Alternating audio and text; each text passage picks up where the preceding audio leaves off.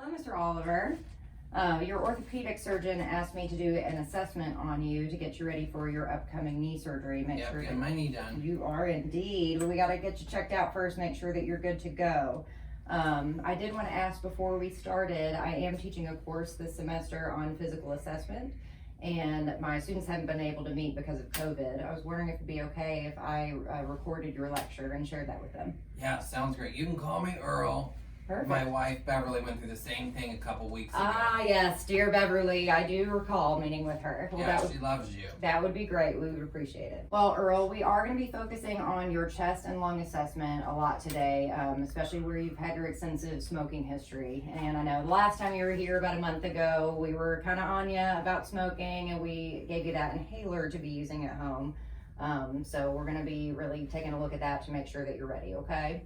Okay, yeah, I can't really find my inhaler though. Oh, well, then that's not helping you very much, is it? We got to work on that. I got to get on Bev too to make sure we're keeping track of it. She said she was supposed to find it. She just never had it. It's her fault. Yeah, it probably is. Old Bev, she gets a little forgetful, doesn't she? All the time. Well, I wanted to see, are you currently still smoking? You mean the cowboy killers? I am talking about the old cowboy killers. Yeah, I'm smoking still. How much are you smoking? Well, it depends on who you ask. Well, what if I'm asking you? I'm gonna say 1 to 2. Packs? No, cigarettes. Oh, are we really down to 1 or 2? Well, Bev says it's 1 to 2 packs. Well, where would you say? Somewhere in the middle these days? I would say it's about a pack a day. Are you sneaking behind the barn? For sure. All right. I can't lie to you. Well, I'm glad you're telling me the truth, because that is going to kind of play a part in whether you're going to be ready for surgery or not, and we'll see how you're looking today, okay? Okay. All right, Earl, so are you having any chest pain, any shortness of breath today, any wheezing, coughing, or if you're coughing anything, is there any blood there? Not really coughing. I'm just feeling it's so hard to breathe anymore. I just feel like my chest is so heavy. Yeah. I feel like it's grown a lot too. You're getting what we call a little barrel chest going on there. But we're gonna take a look at you, see how you sound. We really got to get you quitting the cowboy killers, okay? Well, now what we're gonna do, since I've already harped on you on that, I am gonna go ahead and do your physical assessment. So we're gonna take your gown down, because I am gonna be taking a look and a listen on you. See, my chest is big. Yeah, it is quite big, Earl. It's weird. Well, now that we've got your gown down, I am going to take a look. Students, one of the things I'm looking at first is to see his skin, see if there's any lesions, any abnormalities, any discoloration. I'm going to be looking at his nail beds, also his lips, any mucous membranes to see if there's any cyanosis on his nails. I'm looking to see if there's any clubbing that might indicate that he's having trouble with oxygenation or he's progressing in his obstructive disease. You actually look pretty good there. You've got good color to you. I think you've been oxygenating pretty well. But when I look also, students, I'm looking for a symmetrical chest rise and rate. His rate is normal. However, I am noticing that you're using a little bit of what we call your helper muscles up here in your neck with breathing.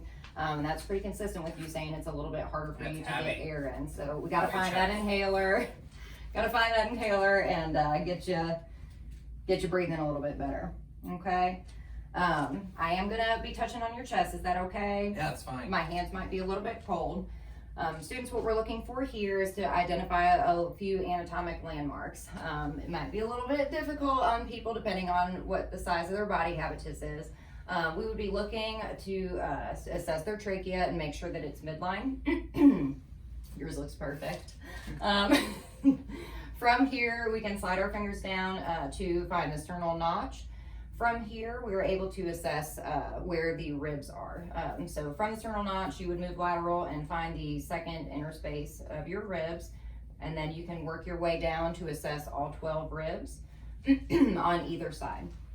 You can also assess your ribs posteriorly, looking for the 12th rib, which is approximately at T12. You can feel laterally to find the 12th rib. An alternative is for your patient to extend or flex their necks forward. So Earl, if you can bend forward for me. The most bony prominence on their neck is their 7th cervical vertebra. You would start there and then count down until you got to T12. And from there you can slide over and find your 12th rib. Alternatively, students, you also could use this to count your way down, finding your spinous processes for regional anesthesia. So while you're identifying your landmarks, you want to think about where your lungs lie in your thoracic cavity.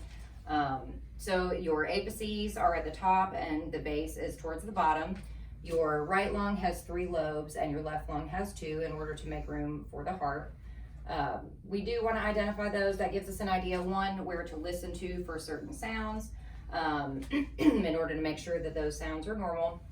This also gives us an idea, say that we had to do an emergency needle decompression with somebody that had a pneumothorax, you would be able to identify the proper space for that. Also, students, you should be looking to see if there are any abnormalities in their spine, any deformities in their back. If a patient has scoliosis or any kyphosis, I would be thinking about whether this patient was able to ventilate properly when they're breathing. While you're back there looking posteriorly is a good time to check their symmetric expansion. What you would do for that is take your hands around T10, put your thumbs together and have them take a big deep breath. Earl, if you can take a big breath for me. Good. So I'm looking to see the distance that my thumbs spread as they breathe. Anything less than 2 centimeters, I would be wondering if they had any sort of a restrictive disease, which is not what your problem is here, Earl. Good. All right, Earl, I'm going to do a bunch of tests with you that may seem a little silly. You're going to feel like I'm beating up on you a little bit, making me say a bunch of silly things. Okay? I don't know about the beating up. All right. not your Save that for Bev. Yeah, exactly. Beverly already does that too, yeah. doesn't she? So one of the tests that I'm going to be doing is tactile fremitus. What I'm looking for is having my patient say some words and feeling kind of the vibrations and reverberations as I move my hands down. And that can help identify areas of air trapping and consolidation. So, Earl, I'm going to have you say some words or some numbers for me, okay? If you can just repeat after me. First is 60. 60. 40. 40. Okay. 20. 20. 16. 16. Good. 4. 4. 3. 3. Okay, good. Perfect. 60. 40. 20. 16, 4, 3. Earl, you can stop that now. I think I've heard that before. Have you? Yeah, I have too. Yeah. I don't know where. I think it's in a board book at home. It might be. You did perfect with that. I didn't notice anything that made me think that you have an active pneumonia. However, I'm going to do a couple more tests that kind of look for the same sort of thing. The next one is the one I was talking about where you're going to feel like I'm beating up on you. I'm going to be tapping. Okay. Okay. So students, you would use your middle finger and tap in a stepwise pattern as you move down, looking for any hyperresonance or dullness. That can give you an idea, again, of any areas. If hyperresonance would indicate air trapping, any dullness may indicate a consolidation in that area. All right, Earl, I'm going to be doing the last step of our assessment. I'm going to be doing auscultation. So I will be listening to all of your lung fields with my stethoscope. I'm sorry in advance if it's a little bit cold.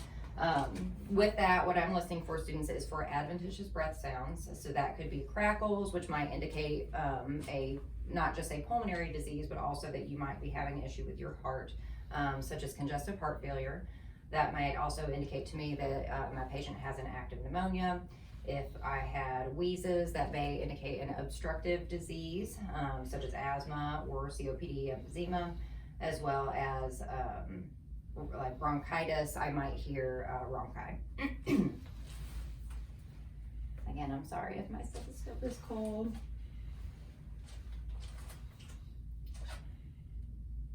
So I'm listening, starting from the top, in a stepwise ladder pattern. That way I can assess each side in comparison to one another. Yeah, work your way down and listen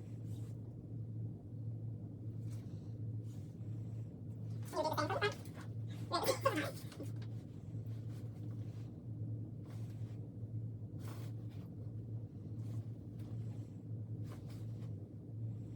Okay. And the last of the tests is probably the silliest one, where I'm going to have you say some more words. This test is called agophony. Students, what I'm listening for is a change from an E to an A sound that would indicate to us an area of consolidation. So I'm going to go to your back, I'm going to take a listen, And I'm gonna ask you to say a word and have you repeat that over and over again as I listen down your back, okay? Ready, Earl? You ready for this? I'm ready. Okay. Okay, Earl, the word I'm gonna have you say is Ethrain. Ethrain. Earl, if you could say Ethrain just a little louder for me. Ethrain. Again, this time, that way my students can hear you. I said Ethrain. Oh, perfect. One last time.